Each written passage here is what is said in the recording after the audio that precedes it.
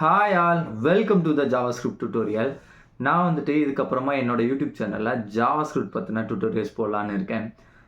ஜாவாஸ்கிரிப்ட்னா என்னன்னு சில பேருக்கு தெரியாமல் இருக்கலாம். இந்த வீடியோ பார்க்க வர்றவங்களுக்கு ஜாவாஸ்கிரிப்ட்னா ஒரு ப்ரோக்ராமிங் லாங்குவேஜ். இந்த ப்ரோக்ராமிங் லாங்குவேஜ் பற்றின டியூட்டோரியல்ஸ் தான் இனி நம்ம சேனலில் பார்க்க போகிறோம்.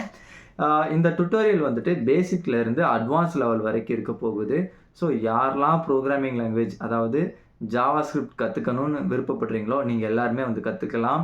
இதுக்கு வந்துட்டு எந்த ஒரு கிரிட்டரியாவுமே கிடையாது. யார் வேணாலும் கற்றுக்கலாம். இன்ட்ரெஸ்ட் இருந்தால் மட்டும் போதும். அப்போது ஜாவாஸ்கிரிப்ட்னா என்னன்னு ஃபஸ்ட்டு தெரியணும். இந்த ஜாவாஸ்கிரிப்ட் பற்றின பேசிக் இன்ட்ரோடக்ஷன் தான் இந்த வீடியோவில் சொல்ல போகிறேன். அதுக்கப்புறமா இந்த ஜாவாஸ்கிரிப்ட் எதுக்காக பயன்படுத்துவாங்கன்னா வெப் டெவலப்மெண்ட்டில் இந்த ஜாவாஸ்கிரிப்ட் பயன்படுத்துவாங்க. அப்போ வெப் டெவலப்மெண்ட்னா என்ன அப்படின்னு கேட்டிங்கன்னா, இப்போது நம்ம எல்லாருமே ஸ்மார்ட் ஃபோன்லாம் யூஸ் பண்ணுறோம். நிறைய மாடர்ன் வெப்சைட்லாம் பார்க்குறோம். மாடர்ன் வெப்சைட்னா என்னென்னு கேட்டிங்கன்னா, ஃபார் எக்ஸாம்பிளுக்கு இப்போ ஃப்ளிப்கார்ட் போய் பார்க்குறோம், அமேசான் பார்க்குறோம். நிறையா மூவிஸ் வந்துட்டு ஆன்லைனில் வாட்ச் பண்ணுறோம். இந்த மாதிரி ஃப்ளிப்கார்ட், அமேசான்லலாம் நம்ம வந்துட்டு நிறைய ப்ராடக்ட்ஸ்லாம் ஆர்டர் பண்ணுறோம். இந்த மாதிரி நிறையா வெப்சைட் வந்துட்டு நம்ம என்ன பண்ணுறோம், நம்ம ஸ்மார்ட் ஃபோனில் இருந்துகிட்டே பார்க்குறோம். இந்த வெப்சைட்ஸ்லாம் எப்படி பில்ட் பண்ணுறாங்க அப்படின்னா, இந்த ஜாவாஸ்கிரிப்ட் வச்சு தான் என்ன செய்கிறாங்க, பில்ட் பண்ணுறாங்க. அதனால தான் இந்த ஜாவாஸ்கிரிப்ட் பற்றி பார்க்க போகிறோம். இந்த ஜாவாஸ்கிரிப்டோட இந்த டியூட்டோரியல் வந்துட்டு பேசிக்லேருந்து அட்வான்ஸ் லெவல் வரைக்கும் நான் வந்து சொல்லிக் கொடுக்க போகிறேன். ஃபஸ்ட்டு இது எப்படி ஸ்டார்ட் பண்ண போகிறோம் அப்படின்னு கேட்டிங்கன்னா, நம்ம கூகுளில் போய்ட்டு ஜஸ்ட் வாட் இஸ் ஜாவாஸ்கிரிப்ட் அப்படின்னு சொல்லி சர்ச் பண்ணுவோம். அங்கே என்ன கிடைக்குதுன்னு சொல்லி பார்ப்போம். அதிலிருந்து நம்ம இந்த டியூட்டோரியலை எடுத்துகிட்டு போகலாம். சரி, நான் இப்போ வந்து டைப் பண்ணுறேன்.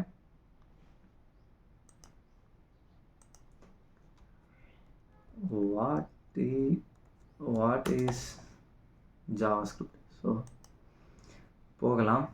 இங்கே பார்த்தீங்கன்னா நிறையா லிங்க்ஸ் வந்துட்டு இங்கே நமக்கு வந்து ஷோ ஆகுது. இதில் பார்த்தீங்கன்னா கிக்ஸாக இருக்கட்டும், W3 ஸ்கூல்ஸாக இருக்கட்டும், இந்த மாதிரி நிறையா வருது. இதில் ஃபஸ்ட்டாக வர்ற URL நான் கிளிக் பண்ணி உள்ளே போகிறேன். இதுக்குள்ளே போனால் ஃபஸ்ட்டு வந்துட்டு எனக்கு இங்கே பாருங்கள், URL பாருங்கள், developer.mozilla.orgன்னு போட்டிருக்காங்க. இந்த மொசிலா அப்படின்றது யாருன்னு பார்த்தீங்கன்னா, இந்த ஜாவாஸ்கிரிப்டோட அஃபிஷியலான வெப்சைட். ஸோ இங்கே வந்துட்டு நம்ம ஜாவாஸ்கிரிப்ட் படிக்கிறதுக்கு ஒரு ஏற்ற ஒரு இடம். இங்கே வந்துட்டு நீங்கள் வந்துட்டு ஓனாக கூட ஜாவாஸ்கிரிப்ட் வந்து கற்றுக்கலாம். சரி, இங்கே இவங்க என்ன சொல்லியிருக்காங்கன்னு பார்க்கலாம். ஃபஸ்ட்டு வாட் இஸ் ஜாவாஸ்கிரிப்ட், ஜாவாஸ்கிரிப்ட்னா என்னன்னு போட்டிருக்காங்க. நான் இதை ரீட் பண்ணிவிட்டு உங்களுக்கு எப்படின்னு சொல்கிறேன். First welcome to the MDN beginners JavaScript course. In this article we will look at JavaScript from a high level, answering questions such as what is it and what can you do with it, and making sure you are comfortable with JavaScript purpose. சரி, இதில் என்ன சொல்லியிருக்காங்கன்னா, ஜாவாஸ்கிரிப்ட்னா என்ன, அதை வச்சு நம்ம என்ன பண்ண முடியும் அப்படின்றத தான் நாங்கள் இங்கே சொல்லி கொடுக்குறோம் அப்படின்னு சொல்லியிருக்காங்க. ஃபஸ்ட்டு இந்த இடத்துல ஃப்ரீ ரிக்வெஸ்ட்ஸ் அப்படின்னு சொல்லியிருக்காங்க. அது என்னதெல்லான்னு கேட்டிங்கன்னா HTML CSS. அப்போ ஃப்ரீ ரிக்வெஸ்ட்ஸ் HTML CSSன்னு சொல்லியிருக்காங்க. நீ இப்போ ஃபஸ்ட்டு சொல்ல வர்ற ஜாவாஸ்கிரிப்ட்னா என்னன்னே எனக்கு தெரியலை, அதுக்குள்ளே HTML CSSோட அண்டர்ஸ்டாண்டிங் இருக்கணும்னு சொல்கிறேங்க. அப்படின்னா என்னன்னு கேட்கலாம். HTML CSS அப்படின்றது வந்துட்டு இந்த வெப் டெவலப்மெண்ட்டில் ஒரு விஷயம்.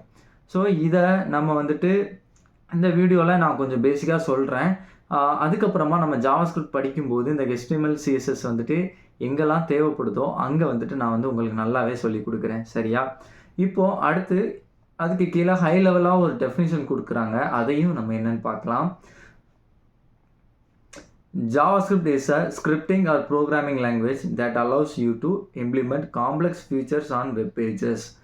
Every time a web page does more than just sit there and display static information for you to look at, displaying timely content updates, interactive maps, animated 2D 3D graphics, scrolling video joke box, etc. You can bet that JavaScript is probably involved. It is the third layer of the layer cake of standard web technologies, two of which HTML and CSS we have covered in much more detail in other part of the learning area. So இங்கே என்ன சொல்லியிருக்காங்கன்னா, டெஃபினிஷனில் என்ன சொல்லியிருக்காங்கன்னா, JavaScript வந்துட்டு எதுக்காக பயன்படுத்துகிறாங்கன்னா, காம்ப்ளெக்ஸான ஃபியூச்சரை web பேஜஸில் implement பண்ணுறதுக்கு தான் ஜாவாஸ்கிரிப்ட் பயன்படுத்துகிறாங்க.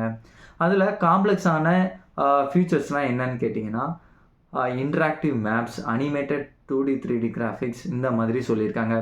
அப்போது இன்ட்ராக்டிவ் மேப்ஸ்னால் என்ன அப்படின்னு கேட்டிங்கன்னா, இப்போது நான் ஒரு எக்ஸாம்பிளுக்கு சொல்கிறேன்.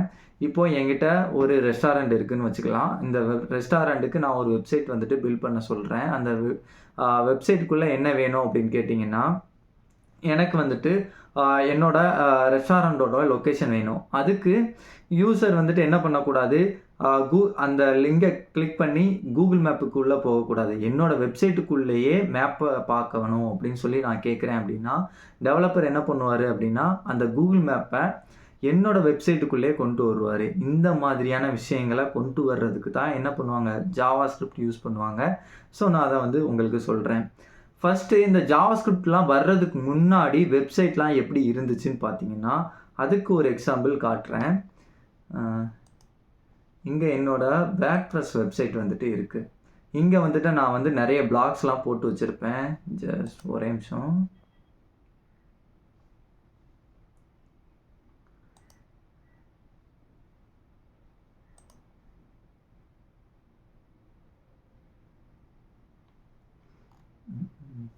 லாகின் பண்ணிக்கிறேன்.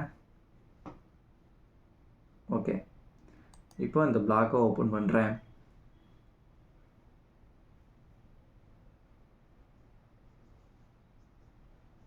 ஓகே, இப்போ என்னோட பிளாக் வந்து ஓப்பன் ஆயிடுச்சு. இந்த பிளாக் பார்த்தீங்கன்னா ஜஸ்ட் என்னால் வந்துட்டு ரீட் மட்டும்தான் பண்ண முடியும். இங்கே வந்துட்டு என்னால் எதுவுமே பண்ண முடியாது.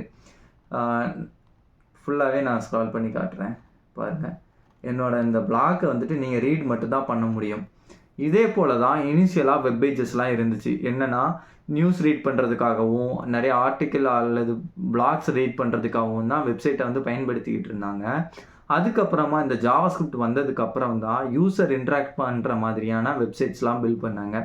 யூசர் இன்ட்ராக்ஷன்னா என்ன அப்படின்னு கேட்டிங்கன்னா, இப்போ நம்ம வந்துட்டு நிறையா விஷயங்களை நம்ம ஆன்லைன்லேயே பண்ணுறோம். ஃபார் எக்ஸாம்பிள், நம்ம ஒரு எக்ஸாமுக்கு அப்ளை பண்ணுறதா இருக்கட்டும், அல்லது ட்ரெயின் டிக்கெட், பஸ் டிக்கெட்லாம் புக் பண்ணுறதா இருக்கட்டும், இதெல்லாம் எப்படி நடக்குதுன்னா இந்த ஜாவாஸ்கிரிப்ட் தான் ஹெல்ப் பண்ணுது.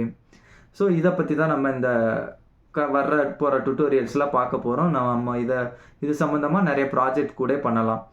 சின்ன சின்ன எக்ஸாம்பிள் வச்சு நிறைய ப்ராஜெக்ட்ஸ்லாம் பண்ணலாம். சரி, அடுத்ததாக நான் உங்களுக்கு காட்டுறேன்.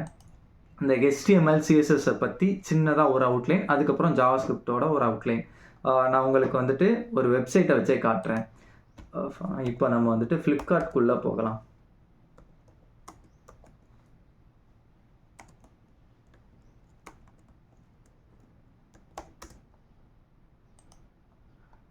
இங்கே பார்த்தீங்கன்னா நம்ம வந்துட்டு இப்போ ஃப்ளிப்கார்ட்குள்ளே போய் பார்க்கலாம் என்னெல்லாம் இருக்குதுன்னு சொல்லிட்டு.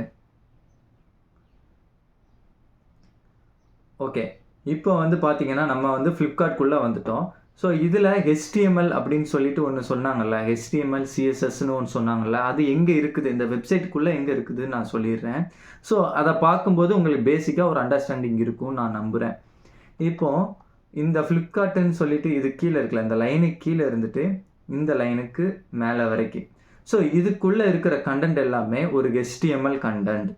HTML கண்டென்ட்னா என்ன அப்போனா, இப்போ நம்மலாம் வந்துட்டு பார்த்திங்கன்னா ஒரு வேர்டு டாக்குமெண்ட்லாம் வச்சுருப்போம்ல, அதே போல் HTMLும் ஒரு டாக்குமெண்ட். இந்த HTMLக்குள்ளே நிறையா இங்கே இருக்குது பார்த்தீங்களா, இந்த மாதிரியான இமேஜஸ், இந்த இமேஜஸ் எல்லாம் அந்த HTML ஃபைலுக்குள்ளே இம்போர்ட் பண்ணி வச்சுருப்பாங்க. அதுக்கப்புறமா இந்த இருக்குல்ல டெக்ஸ்ட் பட்டனாக இருக்கட்டும், இந்த ஐகான்ஸாக இருக்கட்டும், இந்த டெக்ஸ்ட்டாக இருக்கட்டும், இது எல்லாத்தையுமே அந்த HTML பேஜுக்குள்ளே தான் வச்சுருப்பாங்க. அதாவது HTML டாக்குமெண்ட்டுக்குள்ளே தான் வச்சுருப்பாங்க. அப்போது HTML டாக்குமெண்ட் என்ன பண்ணுது, அதாவது HTML என்ன பண்ணும் அப்படின்னா ஒரு வெப்பேஜுக்கு ஒரு ஸ்ட்ரக்சரை கொடுக்கும். இதுக்கு தான் நம்ம வந்து HTML பயன்படுத்துவோம். ஒரு வெப்பேஜுக்கான ஸ்ட்ரக்சரை கொடுக்கறதுக்கு தான் என்ன பண்ணுவோம், HTML பயன்படுத்துவோம். ஒரு பேசிக்கான ஒரு கான்செப்ட் தெரிஞ்சுக்கோங்க. அதுக்கப்புறமா CSS. அப்போது CSSனால் என்ன அப்படின்னு கேட்டிங்கன்னா, CSS வந்துட்டு ஒரு வெப்சைட்டை ஸ்டைல் பண்ணுறதுக்காக பயன்படுத்துகிற ஒரு விஷயம். இப்போது இந்த வெப்சைட்டில் பாருங்களேன், எப்படி இந்த சர்ச் பாக்ஸ் வந்துட்டு இந்த இடத்துல பொசிஷனில் உட்காந்துருக்கு, இந்த பட்டன் எப்படி ஒரு பொசிஷனில் இருக்குது, அதுக்கப்புறமா இந்த பட்டனோட கலர் எப்படி ப்ளூ கலரில் மாறுது, அதுக்கப்புறமா பாருங்களேன் இங்கே இருக்கிற டெக்ஸ்ட்டு பார்த்தீங்கன்னா பிளாக் கலரில் இருக்குது. ஆனால் இங்கே வேறு ஏதாவது டெக்ஸ்ட் காட்டுறேனே உங்களுக்கு. ஓகே, வேறு எதுவும் டெக்ஸ்ட் இல்லையா? ஓகே, இங்கே இருக்கிற டெக்ஸ்ட் வந்துட்டு ப்ளூ கலரில் இருக்குது. இப்போ இந்த இடத்துல நான் கர்சரை கொண்டு போகும்போது இந்த லாகின் அப்படிங்கிற டெக்ஸ்ட் வந்து என்ன கலரில் மாறுது, ஒயிட் கலரில் மாறுது. அப்போது இந்த மாதிரி இந்த டெக்ஸ்ட்டுக்கெல்லாம் கலர் கொடுக்கறதுக்கு, ஒரு பட்டனுக்கு கலர் கொடுக்கறதுக்கு, அல்லது வேறு ஏதாச்சும் சொல்கிறேனே, வேறு எக்ஸாம்பிள் எங்கே இருக்குது? ஓகே, இந்த பார்த்தீங்களா, இந்த ஒரு இமேஜ் இருக்குது, அதுக்கு பின்னாடி பேக்ரவுண்ட் வந்து ஒயிட் கலரில் இருக்குது. இந்த பேக்ரவுண்ட் கலரை வந்துட்டு நம்ம என்ன கலராக வேணாலும் சேஞ்ச் பண்ணிக்கலாம் சிஎஸ்எஸ் யூஸ் பண்ணி. அப்போது இது வந்து சிஎஸ்எஸ் வந்து எதுக்கு ஹெல்ப் பண்ணும் அப்படின்னு பார்த்தீங்கன்னா, ஒரு வெப் பேஜுக்கு ஸ்டைலை கொடுக்கறதுக்கு, வெப் பேஜை ஸ்டைல் பண்ணுறதுக்கு தான் நம்ம வந்து சிஎஸ்எஸ் வந்து யூஸ் பண்ணுவோம். அதுக்கப்புறமா மெயினான ஆள் யாருன்னு பார்த்தீங்கன்னா ஜாவா ஸ்கிரிப்ட். அப்போது ஜாவா ஸ்கிரிப்டை வந்து எதுக்காக யூஸ் பண்ணுவோம் அப்படின்னு பார்த்தீங்கன்னா, இப்போது நான் வந்துட்டு ஒரு இன்புட் பாக்ஸில் வந்துட்டு நான் என்ன பண்ணுறேன், மொபைல்ஸ்ன்னு டைப் பண்ணுறேன். டைப் பண்ணதுக்கப்புறம் எனக்கு மொபைல் வருதுல்ல. ஸோ இந்த மொபைலில் பற்றின டேட்டாலாம் எனக்கு வருதுல்ல. இதெல்லாம் எப்படி வருது?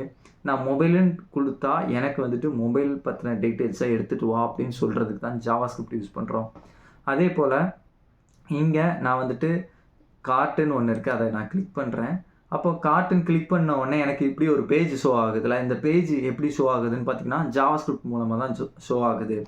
அதே போல் நான் லாகின் பட்டனை கிளிக் பண்ணுறேன். என்கிட்ட கேட்குதுல யூசர் நேம் அல்லது மொபைல் நம்பர், ஏதோ ஒன்று இமெயில் ஆர் மொபைல் நம்பர் இங்கே கேட்குது. ஸோ நான் இப்போ ஏதோ ஒரு மொபைல் நம்பர் கொடுக்குறேன்னு வச்சுக்கோங்களேன். 1 2 3 4 5 6 7 8 9 இந்த மாதிரி ஏதோ ஒன்று கொடுக்குறேன். கொடுத்துட்டு ரிக்வஸ்ட் ஓடிபி கொடுக்குறேன்னா வேலிட் நம்பர் கேட்குதா? சரி, ஏதோ ஒரு நம்பர் கொடுக்கலாம். இன்னொரு நம்பரே கொடுக்குறேன்.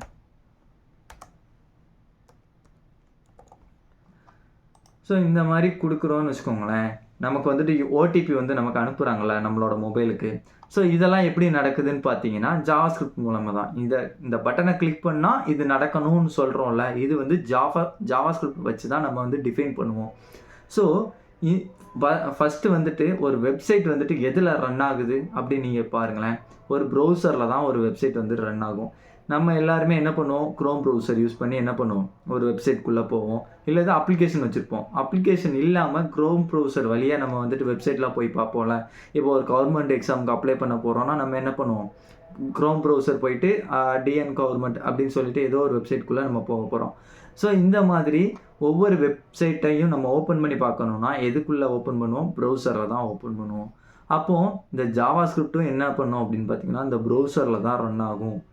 அப்போது நம்ம என்ன பண்ணணும் அப்படின்னா அடுத்து இந்த ஜாவா ஸ்கிரிப்ட் எப்படி ரன் ஆகுதுன்னு பார்க்கணும் ப்ரௌசரில். அப்போது அதுக்கு முன்னாடி ப்ரௌசரை பற்றி தெரிஞ்சுக்கணும். அதுக்கு தெரிஞ்சுக்கிறதுக்கு முன்னாடி என்ன பண்ண போகிறோம் அப்படின்னு பார்த்தீங்கன்னா ஜாவா ஸ்கிரிப்டோட ஹிஸ்ட்ரியை நம்ம தெரிஞ்சுக்கணும். அதை தெரிஞ்சுக்கிட்டோன்னா நமக்கு வந்துட்டு இன்னும் ஒரு இன்ட்ரெஸ்டிங்காக இருக்கும், எப்படி ஜாவா ஸ்கிரிப்ட்லாம் வேலை செய்யுது அப்படின்னு சொல்லி கற்றுக்கிறதுக்கு. ஸோ நெக்ஸ்ட் வீடியோ வந்து என்னென்னு பார்த்தீங்கன்னா ஜாவா ஸ்கிரிப்டோட ஹிஸ்ட்ரி பற்றி சொல்ல போகிறேன். ஸோ அதையும் நீங்கள் வந்து என்ன செஞ்சுக்கலாம், தெரிஞ்சுக்கலாம். சரி, இது வந்துட்டு இந்த வீடியோவை வந்து நம்ம இப்போ கன்க்ளூட் பண்ணிடலாம் ஃபஸ்ட்டு இன்ட்ரோடக்ஷனை. ஸோ இப்போ HTMLலாம் என்னன்னு சொல்லி உங்களுக்கு வந்து ஒரு பேசிக்காக ஒரு ஐடியா கிடச்சிருக்கும் நான் நம்புகிறேன். ஒரு வெப்பேஜுக்கு ஒரு ஸ்ட்ரக்சராக கொடுக்குறது தான் HTML. அதுக்கப்புறம் CSSனால் என்னன்னு பார்த்தீங்கன்னா ஒரு வெப்பேஜுக்கு ஸ்டைலை கொடுக்குறது தான் CSS. ஜாவா ஸ்கிரிப்ட்னா என்னன்னு பார்த்தீங்கன்னா ஒரு வெப்பேஜில் ஆக்ஷனாக கொடுக்குறதுனா என்னது, பட்டன் கிளிக் பண்ணுறதா இருக்கட்டும், அல்லது நம்ம ஒரு டீட்டெயிலாக என்டர் பண்ணுறதா இருக்கட்டும், அதை சப்மிட் பண்ணுறதா இருக்கட்டும், இந்த மாதிரியான வேலைகளை பண்ணுறதுக்கு தான் ஜாவா ஸ்கிரிப்ட் வந்து நம்ம யூஸ் பண்ணுறோம். ஸோ டோட்டலாகவே இந்த மாதிரி ஒரு வெப்சைட்டை பில்ட் பண்ணுறதை வந்து என்ன சொல்லுவாங்க அப்படின்னு கேட்டிங்கன்னா வெப் டெவலப்மெண்ட்னு சொல்லுவாங்க. ஸோ அந்த வெப் டெவலப்மெண்ட்டை தான் நம்ம இந்த டுட்டோரியலில் பார்க்க போகிறோம். ஃப்யூச்சர் வீடியோஸும் இது சம்மந்தமாக தான் இருக்க போகுது. நம்ம நெக்ஸ்ட் வீடியோவில் பார்க்கலாம். அது வரைக்கும் பாய்.